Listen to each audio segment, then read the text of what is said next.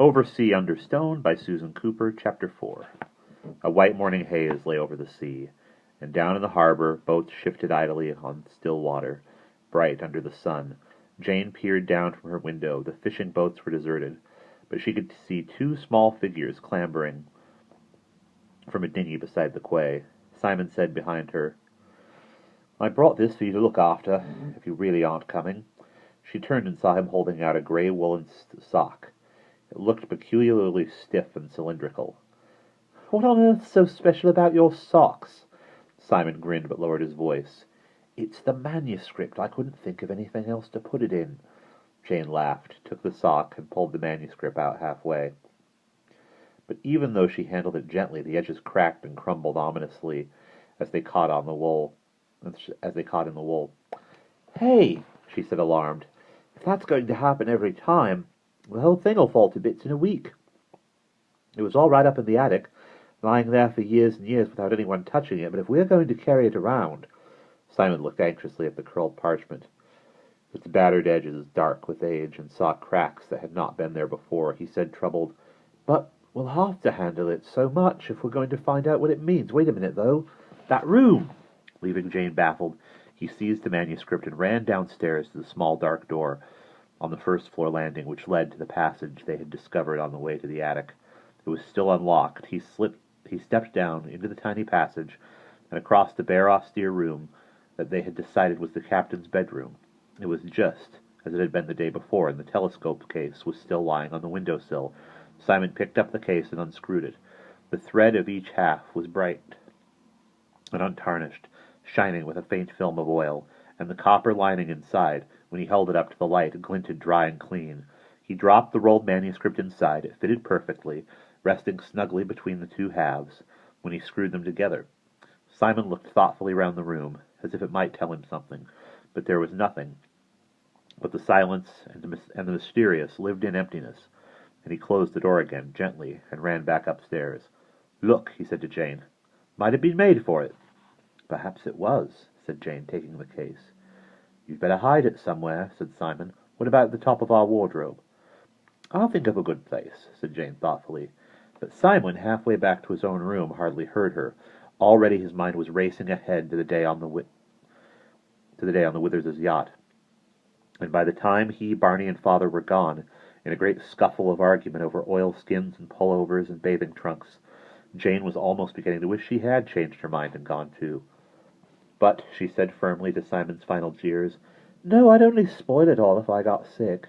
And instead, she stood watching them from a window as they ran down to the quay, and the little dinghy bobbed out to the tall, slim white yacht. Her mother, easel under one arm and a bag of sandwiches and paints in the other hand, looked at her doubtfully. "Darling, are you sure you aren't going to be lonely?" "Goodness, no," Jane said stoutly. "I shall just wander about. It'll be fun, honestly. I mean, you don't get lonely when you're painting, do you?" Mother laughed. "All right, Independence. You wander. Don't get lost. I shall be up above the harbour, on the other side if you want me. Mrs. Polk's going to be here all day. She'll get your lunch. Why don't you take Rufus for a walk?" She went out into the sunshine, her eyes already vague with the shape and color of her painting. Jane felt a wet nose push at her hand, looked down at Rufus's large, hopeful brown eyes, laughed, and ran off with him down into the village, through the small, strange streets and the Cornish voices lilting from the doorways of the shops. But all the morning she felt curiously restless, as if something were jostling to push itself to the front of her mind, as if, she thought, her mind were trying to say something to her that she couldn't quite hear. When she brought Rufus home to collapse in a panting red heap on the kitchen beside Mrs. Polk, she was still thoughtful and subdued. "Nice walk, lovey," said Mrs. Polk, sitting back on her heels. She had a bucket of soapy water beside her, and her face was red and shiny. She had been scrubbing the gray slate floor. Jane said vaguely. She fiddled with the bow on her ponytail. "Have his lunch ready in just a minute," Mrs. Polk said, scrambling to her feet. "My, just look at that dog. Proper wore out. Needs a drink of water, I'll be bound." She reached for Rufus's dish. "I'll go up and wash." Jane wandered out through the hall, the cool, dark passage with the sunlight, shafting in on one of the old maps that Polly Withers had examined over with delight. Miss Withers. Why should she and her brother have seemed sinister? They were perfectly ordinary people. There was no real reason to think otherwise. It was kind of them to have asked everyone out for the day on the yacht. Odd, though, that remark she had made about exploring and finding things. Oh, excuse me. Finding things. Halfway up the stairs, Jane remembered with a sudden shock of guilt that she had left the manuscript all alone, all the morning, shut in its new case in the drawer of her bedside table. Should she have taken it with her?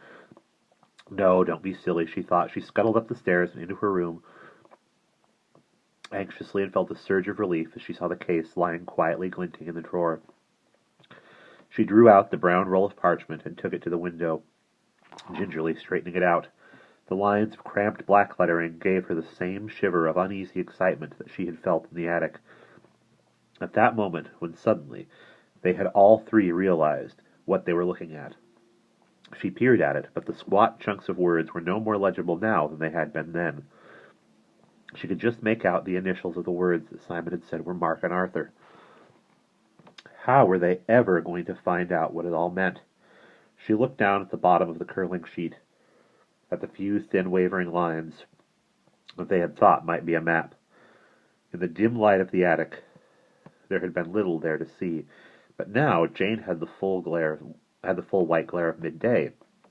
She bent closer, suddenly realizing that there were more lines in the map than she had noticed at first, lines so faint that before she had mistaken them for cracks, and among them, fainter still, some words were written.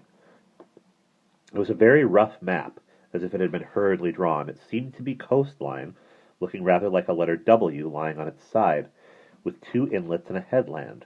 Or was it two headlands and an inlet? There was no way of telling which side was supposed to be the sea, and although she could just see there was a word written across one of the projecting arms of land, or sea, it was made totally unreadable by one of the breaks in the ancient crumbling parchment. A crack crossing the word out, as neatly as if it had been a thick ink line. "Bother!" Jane said crossly aloud. She realized as she said it that she had become determined in the last half-minute to have some discovery of her own about the manuscript to announce to Simon and Barney when they came back from their day on the boat. That was what had been niggling at the back of her mind all morning. One other name was written across the map, if it was a name. The letters were small and brown, more distinct than those on the rest of the manuscript. Jane worked them out, one by one, and found they made 3 words. Ring, mark, heed. She stared, disappointed. It meant nothing. Ring, mark, heed, she said experimentally. It wasn't even a place. How could a place have a name like that? The clang of the ship's bell in the hall came echoing up the stairs, breaking into the stillness of the sea's murmur and the distant gulls, and she heard Mrs. Polk calling faintly below, "Jane! Jane!" Hastily she rolled up the manuscript and dropped it back into the telescope case. Screwing the 2 halves tight together, she opened the drawer of her bedside table, hesitated for a moment, then shut it again. Better not to let it out of her sight. She snatched a cardigan from the bed, wrapped it round the case, and ran out and down the stairs 2 at a time. But she ran too fast. Swinging round a corner of the first floor landing, she bumped heavily against the long, low wooden chest lying in the shadows and yelped with pain. It would have to be the same leg she had hurt down on the quay. But as she bent to rub her knee, something drew her attention away. The chest she had knocked against was one they had noticed the day before, with the lid locked. Native gold and ornaments, Simon had said, and then found he couldn't open it. But now the lid had sprung open a few inches, and was rocking gently up and down. It must have been stuck, not locked. Her collision had jerked it loose.